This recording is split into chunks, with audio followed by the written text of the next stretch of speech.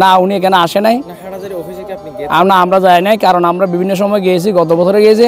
ওনাদের অপেক্ষা করতে করতে আমরা তার চাইতে বেশি দোকান থেকে আমাদের সময় শর্ট হওয়ার জন্য আমরা বিষ মারতেছি। বিষের কোনো কিছু পাই না, গুণ পাই না। সবসময় দেখতেছি যে গাছ কেটে ফেলতেছে।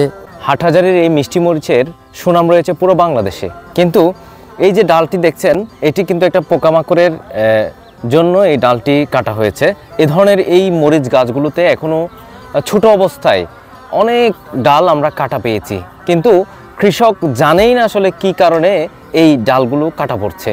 এই যে দেখতেছেন আপনি, এই যে গাছগুলো, এর থেকে আরও বেশি খারাপ গাছ আছে অন্য কৃষিখাতে। হাটহাজারীর বিখ্যাত মিষ্টি মরিচ।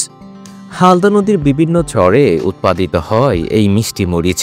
চিপাতলি ইউনিয়নের ৪ নং ওয়ার্ড লুদি তালুকদার চরে দেখা যায় মরিচ চাষে ব্যস্ততম সময় পার করছেন প্রান্তিক কৃষকরা।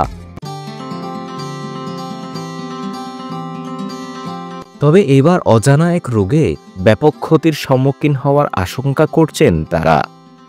সরজমিন পরিদর্শনে গিয়ে দেখা যায় মরিচ গাছের পাতা কোঁকড়ানো এক ধরনের রোগে আক্রান্ত হয়েছে বেশিরভাগ চারা। এতে কৃষকরা গত বছরের ন্যায় এবারও ক্ষতিতে পড়ার আশঙ্কা করছেন। নানা ওষুধ ছিটিয়েও কোনো ফল পাচ্ছেন না বলে জানান কৃষকরা। এটা হচ্ছে একেবারে সুস্থ মরিচ গাছ, আর এই গাছটা হচ্ছে সম্পূর্ণ অসুস্থ, অর্থাৎ এটাতেই মূলত রোগটি হয়েছে। রোগ থেকে পরিত্রাণ পেতে নানা কোম্পানির নামিদামি ওষুধ ছিটিয়েও মেলেনি আশানুরূপ ফল। এতে কাঙ্ক্ষিত ফলন নিয়ে দুশ্চিন্তার শেষ নেই ওই এলাকার সাধারণ কৃষকদের। কৃষকরা জানান বিগত বছর থেকে এই রোগ দেখা দিয়েছে। গতবার ফলন আসার পূর্ব মুহূর্তে এই রোগ দেখা দিলেও এবার একেবারে প্রথম থেকেই আক্রান্ত। অন্যদিকে ইউনিয়নে দায়িত্ব থাকা কৃষি অফিসার যথাযথ পরিদর্শন না করার ফলে রোগ শনাক্ত না করেই আন্দাজ করে ঔষধ ছিটাচ্ছেন বলে জানান তারা।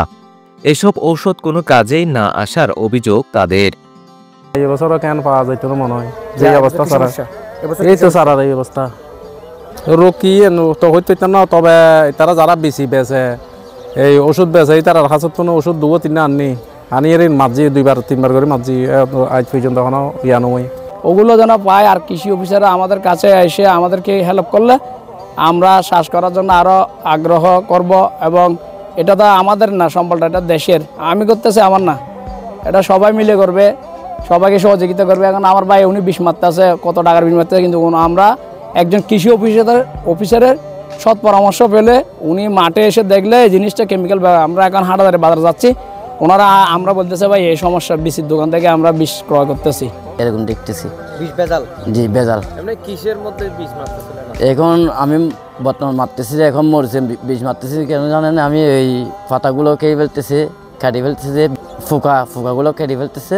কিন্তু গাছগুলো অনেক সময় দেখতেছি বড় ফুকা। পোকাগুলো আপনি চিনেন না, আন্দাজে বিষ মারে দিচ্ছেন? না আন্দাজ না, বিষগুলো ফুকগুলো দেখতেছি বড় খেলার মতন। এগুলাকে জানতে চাইলে উক্ত এলাকার দায়িত্বে থাকা উপসহকারী কৃষি অফিসার প্রসেনজিৎ ভট্টাচার্য বলেন, আমরা বিভিন্ন সময় মাঠ পরিদর্শন করে কৃষকদের পরামর্শ দেই। এটি এক ধরনের ভাইরাস বলে জানান তিনি। ওরা তো গতবারও আসছিল, আমরা তো ট্রিটমেন্ট দিচ্ছি। এখন কৃষকরা তো একবার মারলে তো একবার মারা না, আমরা 2বার মারতে বলছি। এখন তো আমরা তো দিচ্ছি ট্রিটমেন্ট।